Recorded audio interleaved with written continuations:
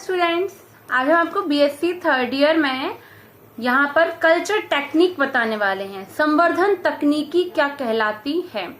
संवर्धन तकनीकी के लिए आपको यहाँ पर हमें कल्चर टेक्निक कि मतलब जब हम सीड्स को कल्चर टिश्यूज जो होते हैं जब हम तैयार करते हैं तो उनमें पोषण कैसे मिल पाता है और उसके पोषण की पूर्ति हम किस प्रकार से करेंगे।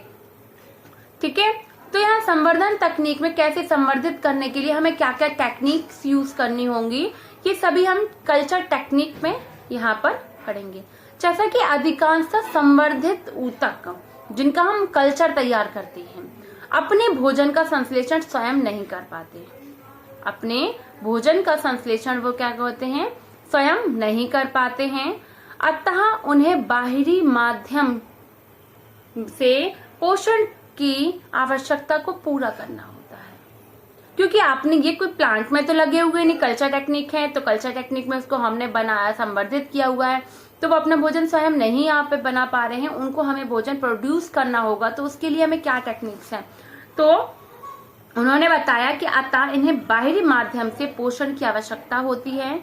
यह देखा गया है कि जब ऊतकों का संवर्धन किया जाता है तो उनका क्लोरोफिल धीरे धीरे नष्ट होने लगता है। जब उनका हम ऊतकों का संवर्धन करते हैं तो उनका क्लोरोफिल क्या होता है, धीरे धीरे नष्ट होने लगता है और उनका रंग कैसा होगा, हरा नहीं रहने पाता।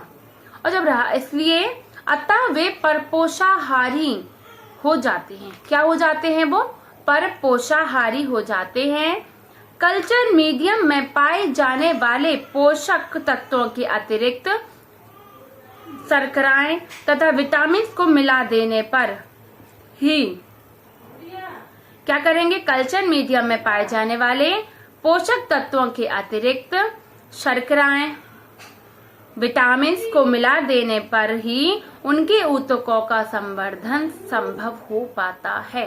क्योंकि कुछ ना कुछ तो हमें किसी व्यक्ति को आप खाने नहीं देंगे तो क्या वो डेवलप हो सकता है, डेथ हो जाएगी उसके मीडियम की, उसके कल्चर जो तैयार किया है हमने वो टिश्यूज की डेथ हो जाएगी, पोषण नहीं मिलेगा। तो पोषण किस माध्यम से, शर्करा एवं विटामिन को मिला देने से हम उसके पोषण को संभव कर सकते हैं। ठीक है, और साधारण कल्चर माध्यम के कुछ पौधों के ऊतकों का ही संवर्धन हो पाता है, जैसे क्राउन गाल ऊतक। क्राउन गाल एक प्रकार के टिश्यूज हैं, हम वो भी आपको पढ़ाएंगे। किंतु अन्य प्रकार के ऊतकों के कल्चर करने के लिए मीडियम में वृद्धि नियामक अथवा अन्य पदार्थ जैसे, क्योंकि अब वृद्धि भी करानी है उसको वृद्धि रेगुलेटर भी हमें देना होगा, तो अन्य पदार्थ जैसे कोकोनट मिल्क आदि बेसल मीडियम में मिलाए जाते हैं। कोकोनट मिल्क आदि बेसल मीडियम में मिलाए जाते हैं। और अब क्या करना है, ये देखिए संवर्धन हम अलग अलग कैलस कल्चर वगैरह भी आपको बताएंगे। तो कल्चर में हमें क्या क्या प्रोसेस और टेक्निक्स यूज करनी होती है, क्या क्या मिलाना होता है, तो अलग अलग टेक्निक्स हम बताएंगे आपको। कल्चर का ऊष्मायन, अब हम ऊष्मायन कैसे करेंगे, मतलब इंक्यूबेशन ऑफ कल्चर्स। पादपों एवं पादप अंगों के कल्चर्स को एक निश्चित तापमान 25 डिग्री सेल्सियस से 28 डिग्री सेल्सियस पर निश्चित आर्द्रता एवं उपयुक्त प्रकाश में कल्चर कक्ष में रखा जाता है, क्योंकि 40 डिग्री सेल्सियस तापमान उच्च होता है। कितना, 40 डिग्री सेल्सियस तापमान इसके लिए उच्च होता है, जिसमें मीडियम आदि सूख जाते हैं। क्या होगा, इतना टेम्परेचर पे क्या होगा, जो मीडियम है वो कैसा होने लगेगा, सूख जाते हैं। क्लियर। तो इसी प्रकार से अधिक आर्द्रता मतलब नमी वाले क्षेत्रों में होने पर सूक्ष्म जीवियों के आक्रमण का भय रहता। अगर नमी टेम्परेचर कम रहेगा तो सूक्ष्म जीव जो बैक्टीरिया वायरसेस होते हैं ये सूक्ष्म जीव के आक्रमण का डर रहता है। ठीक है, तथा अनेक कल्चर्स होते हैं जिन्हें उपयुक्त प्रकाश नहीं मिलता है तो वे वृद्धि नहीं कर पाते हैं। ठीक है, क्लियर है, आपको समझ में आ रहा है। ऐसे वातायन भी ध्यान में रखना होता है कि एरेशन क्या कहलाता है? प्रयोगशाला में जिन ऊतकों को संवर्धित किया जाता है उन्हें उपयुक्त वायु प्राप्त होनी चाहिए। जब ऊतकों का संवर्धन द्रव मीडियम में किया जाता है तो वायु का प्रबंध विशिष्ट रूप से किया जाता है।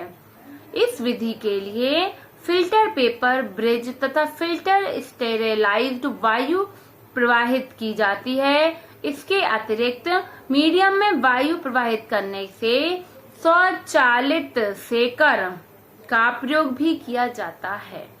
सेकर द्वारा उपचारित करने से ऊतक अनेक एकल कोशिकाओं में विभक्त हो जाते हैं और ये क्रिया क्लोनिंग कहलाती है। क्या कहलाती है? क्रिया क्लोनिंग कहलाती है, जो आनुवांशिकता में महत्वपूर्ण होती है।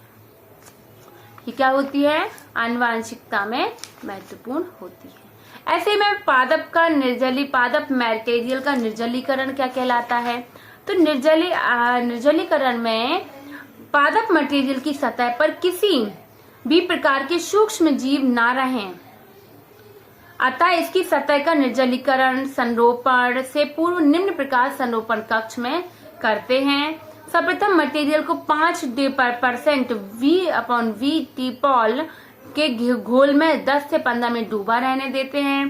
पादप मटेरियल को चिमटी की सहायता से निकालकर अच्छी तरह पहले पानी से नल से धोएं, आशु जल से धोएं। इसके बाद मटेरियल को संरोपण कक्ष में 70% तक इथाइल अल्कोहल में डुबोकर 1 मिनट तक रखने दें।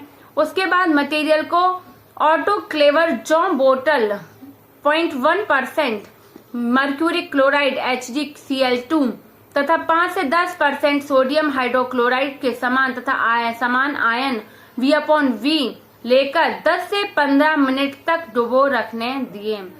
इस घोल को डूबे पादप मटेरियल की भली भांति हिलाएं ताकि 100% निर्जलीकरण हो जाए तथा अब मटेरियल को एक बीकर में डालकर निर्जमीकृत जल में भली भांति धोएं और HgCl2 का प्रभाव समाप्त हो जाए। इस प्रकार से की जो क्रिया होती है क्या कहलाती है? निर्जलीकरण की क्रिया कहलाती है। तो मैंने निर्जलीकरण की क्रिया, संवर्धन की तकनीक आपको बताई, कैसे उसका संवर्धन हो जाएगा, कैसे एयरेशन का प्रबंध करेंगे। आप सोचोगे मैं उल्टा बता रही हूँ, तो पोषण मीडियम के लिए मैं तो पॉइंट्स बता रही हूँ, क्योंकि आपसे कोई भी शॉर्ट क्वेश्चन आपसे पूछ सकते हैं। तो इसी प्रकार से अजन्म परिस्थितियां क्या कहलाती हैं? देखा गया सभी प्रकार के संवर्धन मीडियम में शर्कराएं उपस्थित होती हैं, अतः इनमें विभिन्न प्रकार के सूक्ष्म जीव जैसे जीवाणु, कवक आसानी से उग जाते हैं।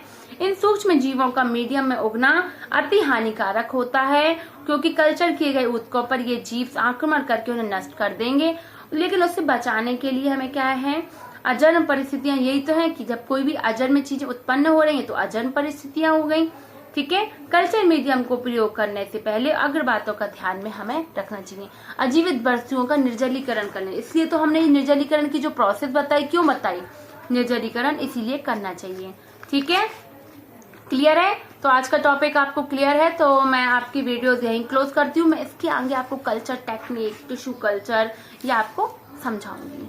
ठीक है स्टूडेंट्स, थैंक यू।